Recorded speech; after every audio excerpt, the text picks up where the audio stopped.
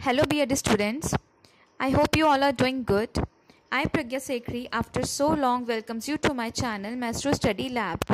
जैसा कि आप सभी जानते हैं कि अभी तक मैं आप सबके साथ SST माइक्रो लेसन प्लान की 3 स्किल्स शेयर कर चुकी हूँ and today I am going to share 3 more skills which are stimulus variation skill, illustration with example skill and reinforcement skill. So let's get started.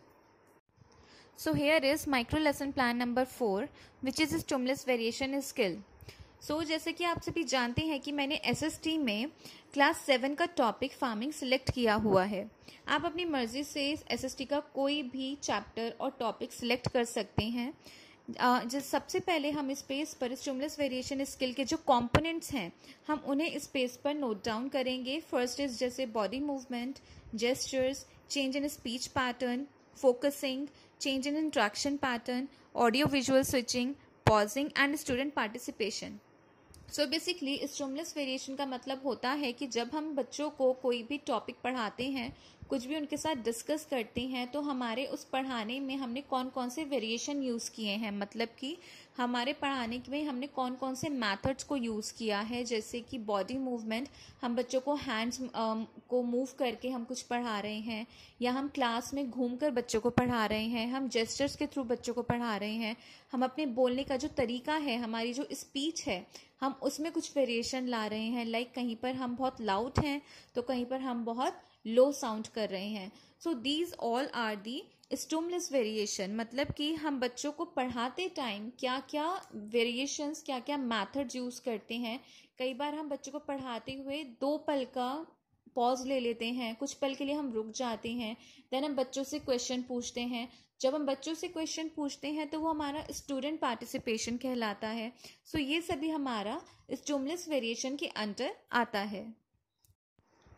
Now come to the page pupil teacher activities. So यहाँ पर मैंने अपना topic बच्चों के साथ discuss किया है which is plantation.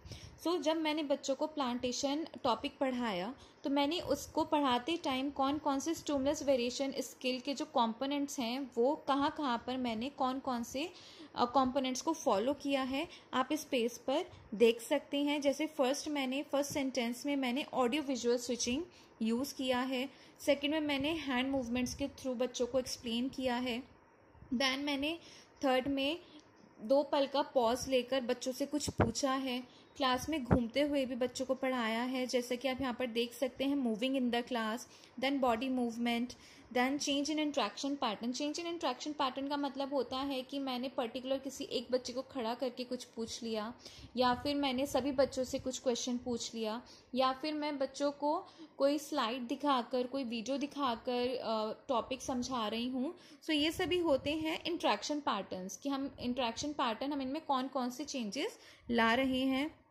Then अगर मैंने बच्चों से कोई भी क्वेरी की, कोई भी क्वेश्चन पूछा, सो वो स्टूडेंट पार्टिसिपेशन के अंदर आया. देन स्पीच पैटर्न में वही कि मैंने कहीं पर बहुत लाउड साउंड किया तो कहीं पर मैंने बहुत लो साउंड किया. सो ये सभी हमें अपने इस टॉपिक में आप जो भी बच्चों को पढ़ाओगे आपको इसमें मेंशन करना होगा कि आपने कौन से सेंटेंस में कौन सा कंपोनेंट यूज़ किया है. देन उसके बाद आपने जो भी टॉपिक बच्चों को पढ़ाया है उस रिलेटेड आप 2 क्वेश्चंस पूछेंगे जिन्हें बच्चे आंसर करेंगे. Now last page is rating scale. So यहाँ पर टीचर आपने जो भी पढ़ाया है उसके अकॉर्डिंग आपको रेटिंग्स देंगी. जो भी आपने यहाँ पर टीचिंग स्किल कंपोनेंट्स को किस तरह से कितना यूज़ किया है उसके अकॉर्डिंग आपको रेटिंग्स दिए जाएंगे और नीचे मैम उसके अकॉर्डिंग आपको कमेंट्स और सजेशंस भी देंगी. Now let's discuss micro lesson plan number 5 which is illustration with example.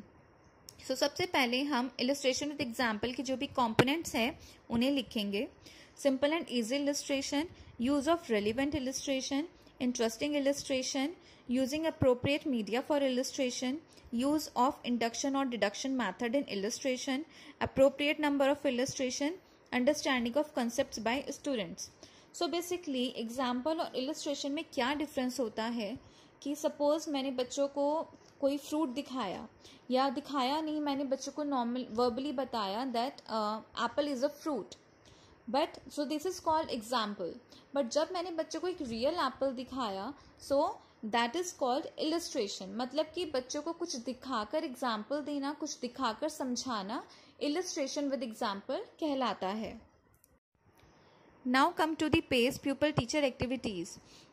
इस स्किल में आपको क्या करना है कि आप जो भी टॉपिक बच्चों को पढ़ाएंगे, आप उसमें कौन से इलस्ट्रेशंस यूज़ करने वाले हैं, आपको उसे यहाँ पर शो करना होगा। सपोज जैसे मैंने यहाँ पर इंटेंसिव फार्मिंग बच्चों को समझाया है, मैंने इंटेंसिव फार्मिंग के जो भी एग्जाम्पल्स हैं वो मैंने बच्चों को पिक्चर्स के थ्रू समझाए हैं। मैंने यहाँ पर 4 पिक्चर्स पेस्ट की हैं जो इंटेंसिव फार्मिंग को डिफाइन करती हैं। यहाँ पर जो मेरी पिक्चर्स हैं वो इलस्ट्रेशन है, जिसके थ्रू बच्चों को टॉपिक को अच्छे से समझाया गया है, बताया गया है। इसी तरह आपको कोई भी आप पिक्चर्स भी दिखा सकते हैं, आप बच्चों को वीडियो भी दिखा सकते हैं, आप उन्हें स्लाइड्स भी शेयर कर सकते हैं, आप किसी प्रोजेक्ट के थ्रू भी बच्चों को समझा सकते हैं, और ये सभी हमारे कहलाएंगे illustration with example. Now again आपके कंपोनेंट्स के अकॉर्डिंग टीचर्स आपको इस स्किल की रेटिंग्स देंगी कि आपने इस स्किल के जो भी कंपोनेंट्स हैं उन्हें कितना यूज़ किया है, उसके अकॉर्डिंग आपको रेटिंग्स दी जाएंगी और कमेंट्स और सजेशंस भी दिए जाएंगे। Now let's discuss micro lesson plan number 6 reinforcement skill. सबसे पहले हम रीइंफोर्समेंट स्किल के कंपोनेंट्स डिस्कस करेंगे। Positive verbal reinforcement, positive non verbal reinforcement, repetition and re explanation, writing students answer on blackboard, extra verbal clues, negative verbal reinforcement, negative non verbal reinforcement and incorrect use of reinforcement.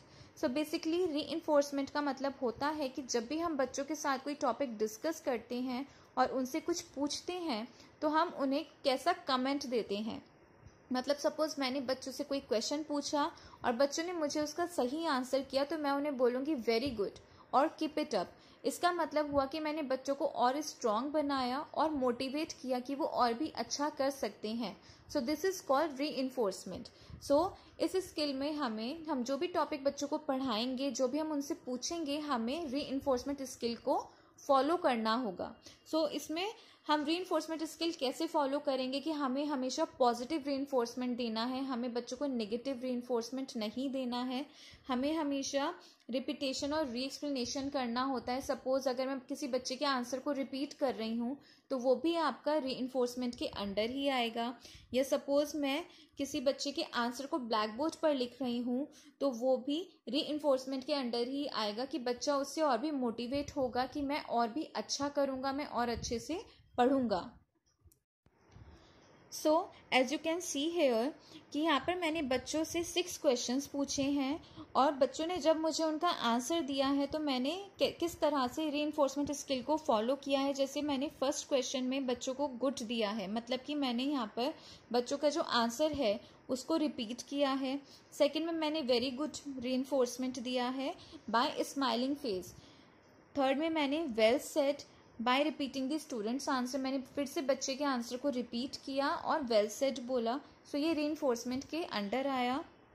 Fourth में मैंने जो बच्चे का answer है उसको मैंने black board पर लिखा और फिर उसको एक्सप्लेन किया सभी बच्चों को। This is also called reinforcement. इसी तरह से आपको रीइंफोर्समेंट स्किल को अपने टॉपिक में और अपने क्वेश्चंस में यूज करना होगा।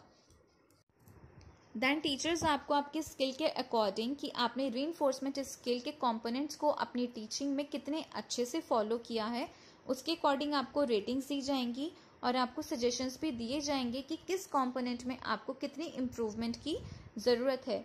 तो आज इस वीडियो में हमने माइक्रो लेसन प्लान की 3 स्किल्स को डिस्कस किया है। नेक्स्ट वीडियो में मैं आप सभी के साथ माइक्रो लेसन प्लान की 7th and 8th स्किल को डिस्कस करूँगी। If you like this video, then please do like, share and subscribe my channel. Thank you so much.